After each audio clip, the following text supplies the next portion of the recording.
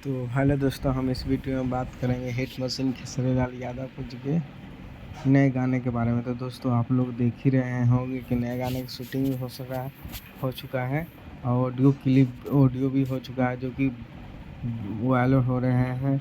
और ये आज आदि शक्ति फिल्म से बहुत ही बड़ा गाना आने जा रहा है, जो कि आरा जिला पर है। यह गाना के लिखे हैं विशाल भारती जी और म्यूजिक दिए हैं श्याम सुंदर आदिशक्ति के, जो म्यूजिक प्रोफेशनल म्यूजिक डायरेक्टर हैं।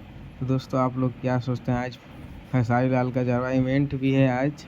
तो दोस्तों, देख रहे हैं खेसारी लाल का, और बहुत ही अच्छा एक रील बनाया है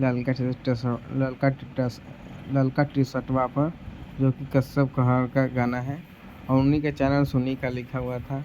बहुत धमाल मचा रहा है और रील बना रहे हैं खेसारी लाल और उनकी टीम के लोग, बहुत मस्ती कर रहे हैं। तो आपको क्या विचार में है तो हमको कमेंट बॉक्स में जरूर बताएं। वीडियो पसंद आया हो तो वीडियो को लाइक कीजिएगा, चैनल पर नया तो चैनल को सब्सक्राइब कर लीजिएगा, ताकि भोजपुर का हर